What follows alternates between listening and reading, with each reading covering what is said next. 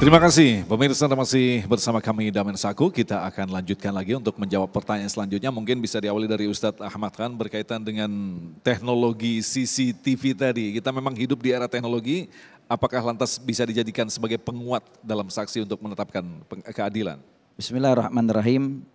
Di dalam salah satu kitabnya Al-Imam Ibnul Qayyim Al-Jauzi rahimahullah ta'ala, beliau menjelaskan bahwasanya di antara sesuatu yang bisa dijadikan sebagai hujjah atau bukti di dalam persidangan ataupun di dalam memutuskan satu keputusan hukum, yang pertama adalah syahadah, yaitu kesaksian. Kesaksian dari saksi yang memang menyaksikan suatu hal yang terjadi, maka ini bisa dijadikan sebagai hujjah. Lalu kemudian yang kedua adalah ikrar. Ikrar ini adalah pengakuan dari seseorang yang memang mengakui bahwa dirinya melakukan perbuatan tersebut. Maka ini bisa menjadikan suatu hujjah di dalam menentukan atau memutuskan satu keputusan hukum. Lalu kemudian yang ketiga adalah yamin, yaitu sumpah. Sumpah dari orang yang bersangkutan. Dia disumpah dengan nama Allah Subhanahu wa taala melakukan atau tidak, maka ini juga bisa menjadi hujjah. Yang keempat adalah araddu alal yamin, yaitu menolak sumpah. Maknanya dia tidak mau bersumpah. Kenapa? Karena dia merasa tidak melakukannya. Maka dia harus mendatangkan bukti bahwa dia memang tidak melakukan hal tersebut. Lalu kemudian yang kelima, kata Imam Ibnul Qayyim Al-Jauzi itu harus ada yang namanya pengetahuan dari hakim. Jadi hakim itu memiliki pengetahuan dari beberapa sumber-sumber yang memang terpercaya dan itu bisa dijadikan sebagai hujjah. Lalu kemudian yang terakhir, adanya alat-alat bukti yang bisa menjadikan satu tanda atau bukti bahwa sesuatu itu memang terjadi dan itu sebagai bukti yang kuat dan hujjah untuk permasalahan tersebut. Jadi masuknya kepada kategori yang terakhir, ketika memang ada alat-alat yang memang bisa, ya, tapi itu juga harus diperiksa dengan sebenar-benarnya, ya, dengan mendatangkan ahlinya. Ahlinya juga orang yang memang betul-betul diambil sumpahnya, dipercayai bisa untuk menyatakan sesuatu tersebut, ya, tidak juga dia lantas merubah sesuatu atau mengeditnya atau melakukan hal-hal yang lain yang justru malah tanggung jawabnya nanti besar di hadapan Allah Subhanahu wa taala. Begitu Mas Agung. Wallahu a'lam bishawab. Kiai, kalau kita perhatikan untuk menetapkan keadilan di era teknologi digital ini memang akan semakin lama semakin rumit. Seperti tadi dikatakan bahkan CCTV bisa menjadi saksi tapi ternyata ada rekayasa. Nah, bahkan sebelum direkayasa pun bisa jadi manusia sendiri melakukan kebohongan dalam kesaksian. Ini kan sangat rumit. Artinya semakin rumit untuk menetapkan sebuah keadilan, Kiai. Baik, saya bikin komparasi dulu. Di Kebayoran Baru, ya, ada kepala KUA itu menikahkan dengan menggunakan telepon beberapa tahun yang lalu. Jadi pasangan yang satunya lakinya di negeri di Amerika, yang satu di Indonesia. Ankahtuka wa zawwajtuka ala ma amarallahu biimsaki bima'ruf, dinikahin, ceder, nikah. Langsung dipindah kepala KUA-nya. Kenapa? Karena belum bisa menjadi sebuah kesepakatan apakah boleh menikahkan, ya, dengan telepon. Kalau CCTV itu kan teknologinya sudah canggih lagi. Artinya ada suara, ada gambar. Dalam hukum itu Pak, ada amrun ta'abbudi, ada amrun ta'akkuli.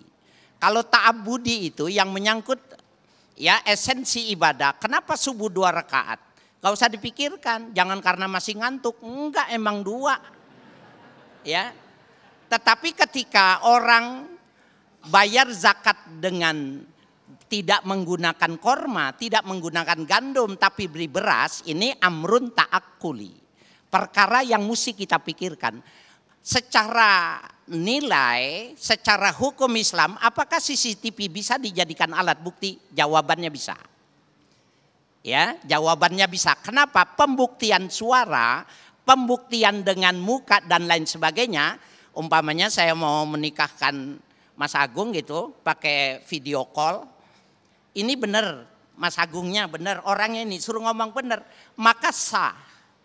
ketika Pak Karno menikah dengan salah satu istrinya, Sri Hartati kalau tidak salah di Semarang itu, yang berangkat itu ajudannya, Pak Karnonya di Jakarta. Ya, maka menggunakan wakil seperti itu boleh di dalam hukum Islam. Apalagi yang namanya video call, apalagi yang namanya CCTV. Cuma persoalannya rentan itu direkayasa. Ya, apalagi Bapak sekalian, ini tetapi betapapun rekayasa itu bisa dibuat, teknologi itu canggih Pak. Wa fauqazi ilmin alim, di atas orang pintar ada orang pintar lagi. Pasti ketahuan kalau dia direkayasa. Hanya saja memang sepintas akan banyak ya korban-korban. Tetapi secara hukum dia bisa diterima dari lantaran dua esensi hukum itu, suara, wajah, gerak itu nggak bisa direkayasa. Nah itu boleh dijadikan alat hukum.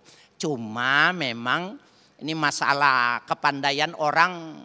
Kemarin kan kasus ini orang kepalanya diganti kepala ini jadi masalah. Ini kepandaian yang tidak digunakan secara proporsional.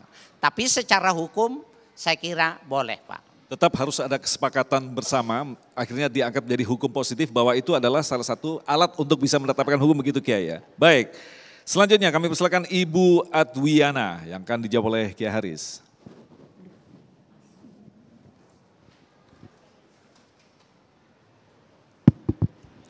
Assalamualaikum warahmatullahi wabarakatuh. Mohon izin untuk bertanya Pak Kiai dan Pak Ustadz. Setelah menyimak apa yang disampaikan oleh Pak Kiai dan Pak Ustadz, saya ingin bertanya. Setelah melihat, mendengar kata-kata harus adil, kita harus bersikap adil. Sering kata-kata itu terlintas. Sebenarnya definisi yang tepat bagaimanakah dalam ajaran Islam menetapkan suatu keadilan? Demikian pertanyaan saya. Terima kasih. Wassalamualaikum warahmatullahi wabarakatuh. Waalaikumsalam warahmatullahi wabarakatuh. Pertanyaan menarik sekali. Silakan Kiai. Iya, tadi sebenarnya sepintas saya sudah mengatakan ya tadammanul musawah bainan nas fil huquq wal wajibat wa i'ta'i haqqah. Yang namanya adil itu ketika seseorang itu memperlakukan secara sama, secara umum di antara manusia yang menyangkut hak, yang menyangkut kewajiban, dan ketika memberikan pemberian sesuatu secara proporsional kepada orang yang berhak menerima. Bila ini dilakukan secara benar maka dia sudah disebut adil. Walaupun nanti pada kajian yang modern ada yang disebut dengan adil kontributif. Nah, adil yang kontributif itu adalah adil yang bagaimana itu ditentukan dari umpamanya pemerintah apakah memberikan hak yang sama kepada daerah-daerah tunjangan APBD-nya umpamanya, maka distribusinya apa mereka terhadap negara, maka itu diukur berapa jumlahnya. Nah, itu menjadi pertimbangan. Ketika A jumlahnya sekian, B sekian dan lain sebagainya tidak sama pada nominal, tapi ini dianggap adil karena dia adalah berdasarkan distributif. Nah, nanti yang yang distributif ini sendiri pemberian ini tidak bisa diukur dengan secara nominal saja. Yang justru kalau seandainya dibukul rata itu tidak adil. Begini Ibu, ada orang punya anak 5. Yang satu, yang kedua, ketiga kaya. Yang ketiga, yang keempat yang memiliki 5 miskin. Anaknya banyak lagi.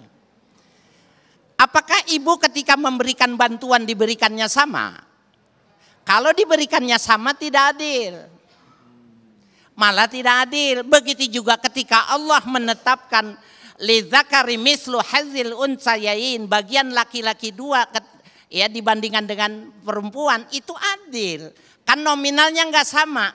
Bukan dari sisi nominal yang dilihatnya, tetapi bagaimana fungsional ya, kehadiran dan tugas bagi seorang laki dan perempuan berbeda, maka sifat keadilannya seperti itu.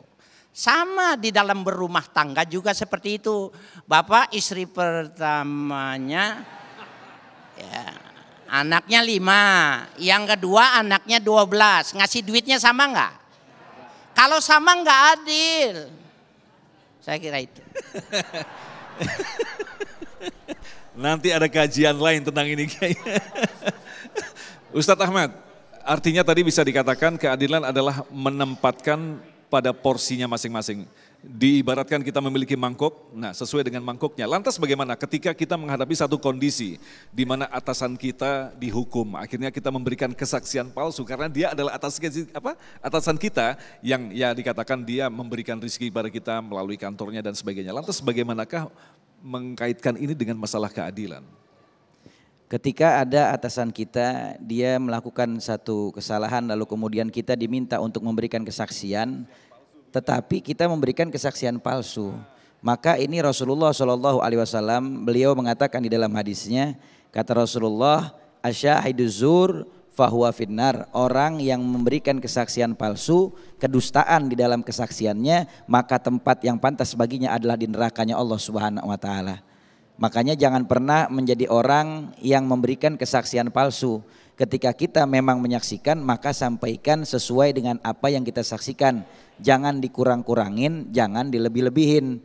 Maka itu enggak akan menjadikan kita itu memiliki sesuatu di dunia, tetapi akan membuat kita hina di dunia dan juga akan membuat kita terpuruk di dalam nerakanya Allah Subhanahu wa taala. Makanya contoh baginda Rasul Nabi Muhammad, Rasulullah itu berlaku adil kepada setiap istrinya.